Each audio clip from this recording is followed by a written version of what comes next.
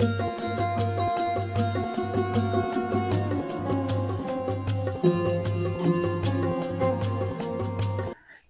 everybody, I'm the introverted astrologer, and today I'm back with a video which I promised for my viewers. As those of you in the States will know, Trump has been nominating the various members for his new cabinet. And I know that some of you have been wondering whether he will be inaugurated as president on the 20th of January. I'd said that we would look closer at the position between now and January and establish whether we have any bumpy weather ahead. And there's no better place to start than with the very intense full moon which we had just a couple of days ago. I'll just explain that we have a central chart here, which is the birth chart for the United States. It's dated way back in 1776, when you had the Declaration of Independence. And placed around the inner chart are these red glyphs which represent all the positions of the very intense full moon that fell here, where you can see this little moon at around 24 degrees of Taurus. I know a lot of people were hopeful that this moon might mean a sudden change or a reversal, particularly because this degree of Taurus, 24 degrees, corresponds with Trump's midheaven, and JD Vance's is in that area too. As you can see, Uranus is on the moon. It's tightly woven into this lunation energy, and so sudden shocks, abrupt change, the unexpected are all possible. I have to say that I've personally seen many full moons come and go, and very intense ones at that, which didn't bring deeply impactful change. And so although it isn't what many of you would like to hear, I'm not sure that this full moon is going to be of the magnitude that would bring an abrupt and shocking reversal of the election results in some way. And although this new moon is square the moon in the United States chart, this moon which represents people and democracy, I'm still doubtful that there will be any swift upheaval preventing the presidential inauguration. However, what I would like to say is that new moons are a different matter. Their energy is more condensed and more potent, and we still have a couple of new moons coming before the presidential inauguration, and so we'll take a look at those now. And again, we have the Sibley chart in the centre, and we have the new moon positions around the outer edge in red glyphs. This new moon falls on the 1st of December, and it's at around 9.5 degrees of Sagittarius. This means that it falls on the ascendant of the American chart. The ascendant tells us something about the general population, the general health of a country, the general state of its economy, the general mannerisms of the people. It is the appearance of a country, broadly speaking, viewed from a more global perspective. Now, this particular new moon's energy is trining with Mars and applying to a square with Saturn. I think this separating trine with Mars in the fire signs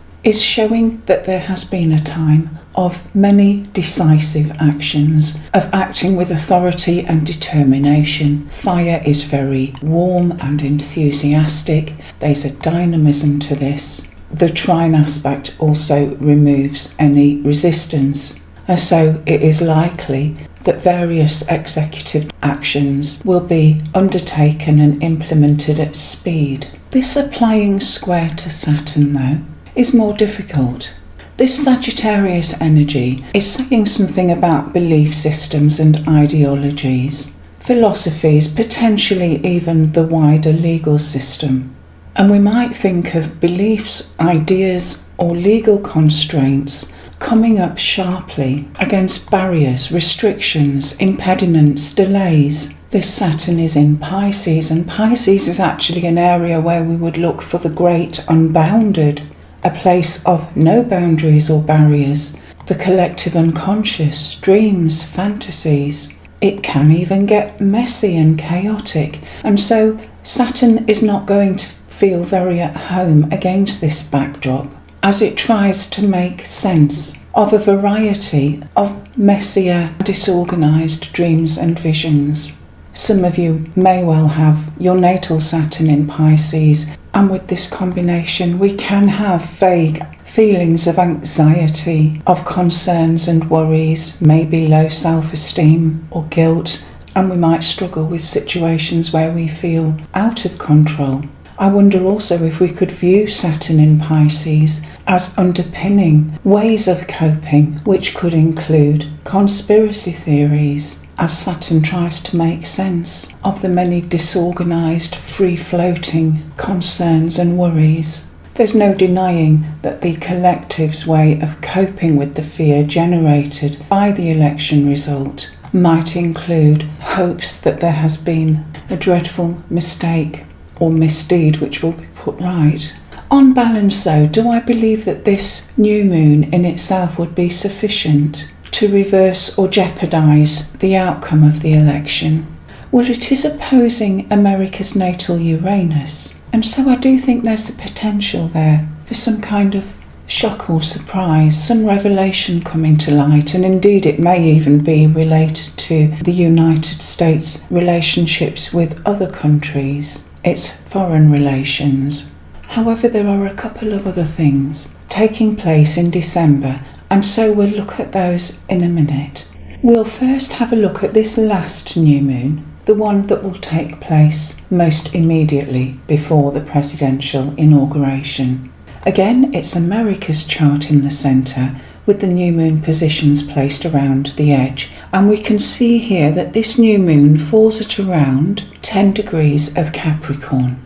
This new moon energy is in a wide sextile with Saturn, and we have a couple of minor aspects too, which include a semi-square with Venus and also a sesquiquadrate with Uranus. So if we break these aspects down one by one, we have very much a business-like air about this new moon. It's falling in the sign of Capricorn, which is very pro-authority. Capricorn speaks of leaders, of tradition, of social hierarchies, and it's very conventional. And it is sextile with Saturn, which is a traditional ruler of Capricorn. And I think, if anything, the combination of these two is showing an adherence to due process. There's a very formal and conventional air about this new moon. It implies an adherence to order and to tradition. The minor aspects with Venus and with Uranus could be showing some discontent, some tense energy, chafing at the bit. Perhaps there will be some unexpected changes, but I would anticipate that these would not be major. However, this new moon is opposing the American sun, the sun which represents the president, the ruler of the country. Of course, we are going to have the ruler of the country replaced as a new president is sworn in. Now, we have been seeing a couple of little signs of something unexpected happening, not necessarily a major and total overhaul of the election outcome, but potentially some smaller unexpected happenings. And to consider what they might be, we're going to have a look at how the planets are behaving in December, because a few things will be changing. So we have America's natal chart, the Sibley chart in the centre, and I've arbitrarily selected the date of 16th of December to show you where all the transiting planets are at this time. Let's consider Saturn first. Now, Saturn is now moving direct. Saturn turned direct around halfway through November, and so it is now slowly inching away from the square that it has been making to the United States chart. You can see Mercury here moving through the early degrees of Sagittarius. Now, Mercury turned retrograde on the 26th of November, and at this time it was around 22 degrees of Sagittarius, and so it's been slowly retrograding backwards over the United States ascendant and back into the darker 12th house, the place where we have things which are hidden or secret. Mercury has only just turned direct as at the 16th of December, and what will happen is that Mercury is going to gradually edge back towards America's ascendant. And at this time, Mercury may well be bringing out of the depths of the 12th house something which was previously hidden or secret. Mercury can, of course, be communications, but when we're looking at things from the perspective of countries, it may be communication networks, travel networks, the mass media. But something about this is going to be brought out of the 12th house. And just before Mercury does cross the ascendant, it will make an opposition with America's natal Uranus. And so the information it brings out could indeed be very surprising, unexpected. In America's birth chart, its natal Mercury is in an 8th house position. So it's very intense and secretive. And it also has some connection with shared resources or finances, possibly even finances relating to foreign spending. But I suspect something important is going to come to light. Mercury will cross this ascendant again in the last week of December, and it will be interesting to see what comes up in the news then. We can also consider Mars, because Mars has been moving very slowly, as seen from our earthly perspective. And around the 7th of December Universal Time, it will be conjunct the United States North Node and will then turn retrograde. And over the first couple of months of 2025, it will be slowly retrograding over some of America's 8th house, including its Mercury. When Mars initially reaches the node in early December, what might we be looking at? The node can often imply destiny, joint collaboration. It can also magnify things, and so that Martian energy may be magnified. And when Mars retreats to revise, to reevaluate and reassess, much of this retreat will be happening in the 8th house. I do partly wonder if some collaboration or shared agreement, a joint venture or initiative, has to be reconsidered or reevaluated as Mars pulls back into the 8th house. And it will, of course, oppose Pluto again. It will conjunct the United States Mercury and square its Chiron. This 8th house in a country is speaking of jointly held resources, of taxation, of national death rates. Mars with the node could well imply a collective strength, drive or determination, a joint decisiveness, which subsequently needs tweaking as Mars retrogrades. Now, will any of these changed planetary positions prevent the inauguration taking place? I have to say that I think the inauguration is going to go ahead. I think the chances of exposure or revelations that are unwanted or shocking is there. I do suspect some exposure of underhanded practices or communications could come to light this month. But given the new moon energy that we looked at, and the fact that transiting Saturn is also going to trine the state's sun, the sun which is the president or rulership, the implication is of persistent and methodical application to the country's due processes. And so I suspect the inauguration will take place. Let's take a look at the flavour of the inauguration chart and see what it contains. This central chart has been cast for 12 noon on the 20th of January in Washington, and around the outer edge you can see in red glyphs Donald Trump's natal positions. And so what is the flavour of this coming term?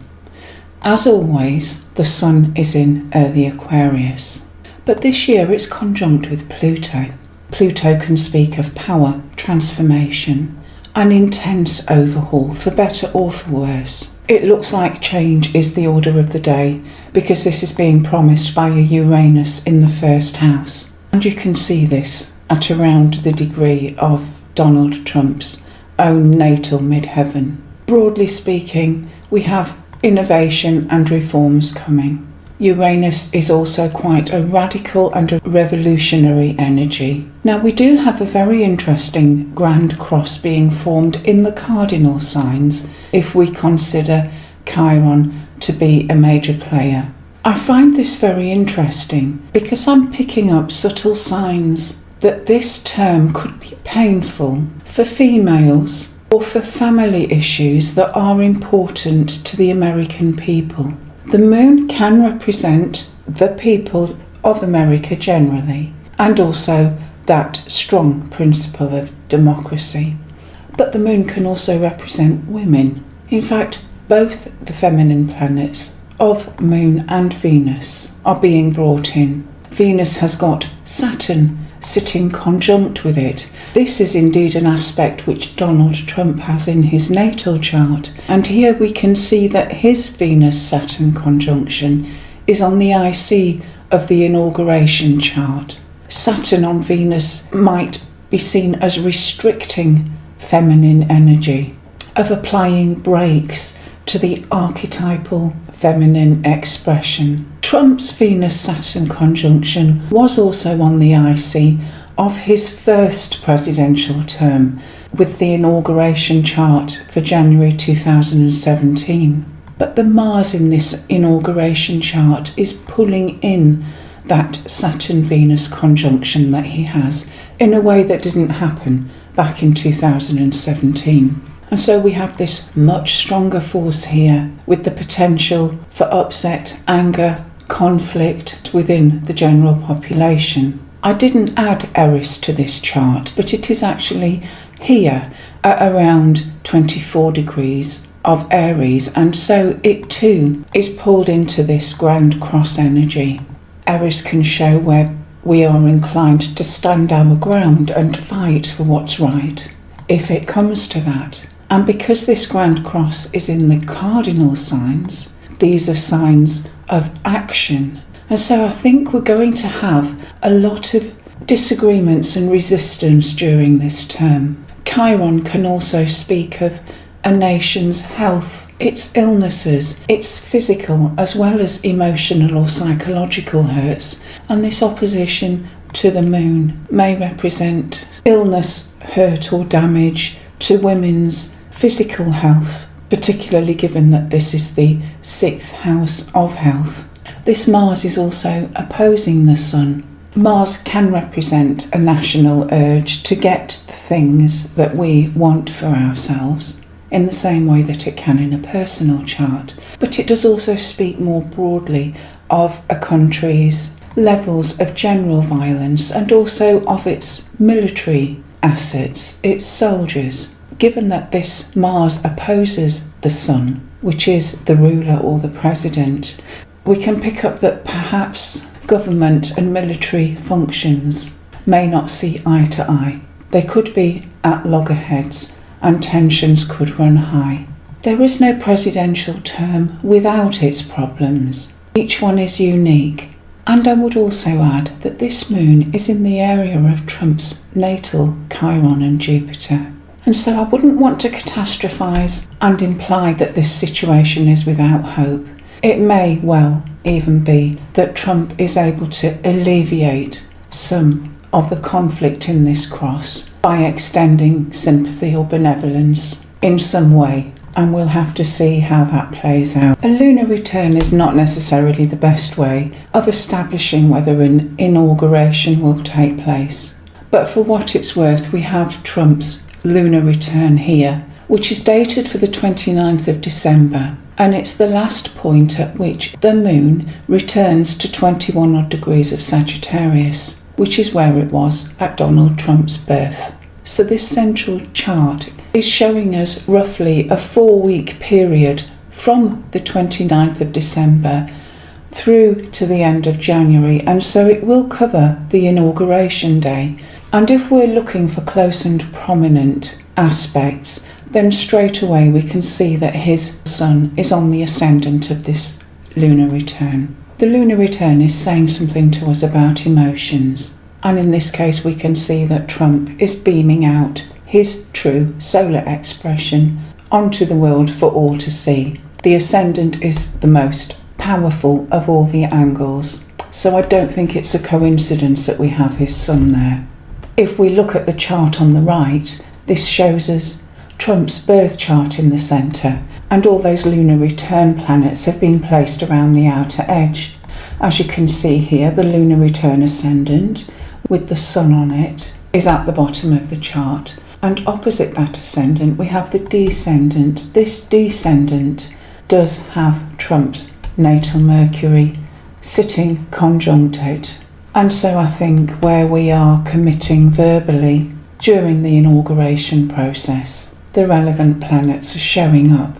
As a last touch to conclude, we have an important mundane chart here. Mundane relates to the astrology of countries and part of the traditional process of evaluating a particular year for a nation involves casting ingress charts, and these are the pivotal times when the sun reaches 0 degrees of a cardinal sign. So starting from March, we would have cast an Aries ingress chart for the states, and it would be precisely that 0 degrees Aries point over the skies of Washington, which would lay out the tone for the year. But at every subsequent ingress into a cardinal sign, so Cancer, Libra and Capricorn, those charts should also always be considered in conjunction to the Aries ingress chart. And so we have here a chart cast for the very second that the sun entered the sign of Capricorn. This is something that takes place on the 21st of December, and its importance lasts from 21st of December through to March in 2025, when the sun next enters a cardinal sign. Now, this ingress chart does have some prominent aspects being made which I thought were important. If we start by looking at the sun is telling us something about the president or the ruler of a country, its elite, who is in charge. And in the Placidus chart, the sun is in the second house, which is reasonably stable. It's a succeedent house. It's not very well aspected. However, do bear in mind the sun has not been well aspected for most of the ingress charts during the course of this year. And of course, the Aries ingress had the sun on Neptune, Cancer had it square Neptune, etc. But the sun is not particularly well aspected by other planets that could help either.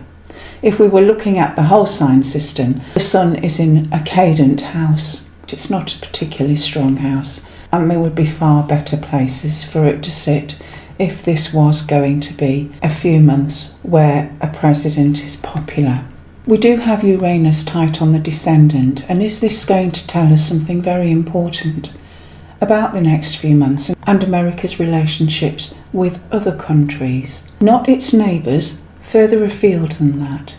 So, for example, Russia, Ukraine, the Middle East are all possibilities. Is there going to be significant change or revision here? The tightest aspect of all, however, involves Saturn and the Moon. There's this partile opposition between them, which doesn't look altogether happy. Amongst the mundane explanations for this particular opposition, we'd be looking at very unpopular government, higher rates of unemployment, difficulties with trade. Government apparatus may not run smoothly or efficiently, and indeed in some cases it may be that an important state official dies. The picture is never clear, however, and I'd hate to present it all as being totally negative. We can see Venus here, which is being brought to prominence somewhat because it is angular to the ascendant. There is this trine with Jupiter, and so to some extent there is peace and goodwill. And this is also saying something about women again, and in this case we could consider that the interests of women generally are going to benefit in some way too. I know some of you have felt let down by the sheer volume of astrologers who were unable to predict the outcome of the elections successfully. I share your frustration, and I've been delving into the whys and wherefores of how this happened. And I'm starting to find answers to those questions, which also cast light on some of the early months of Trump's presidential term. So if you're interested, watch out for a video coming soon, which takes a look at this whole area. Until next time though, look after yourselves. God bless you and yours. Try not to worry. It's one day at a time. Do take care.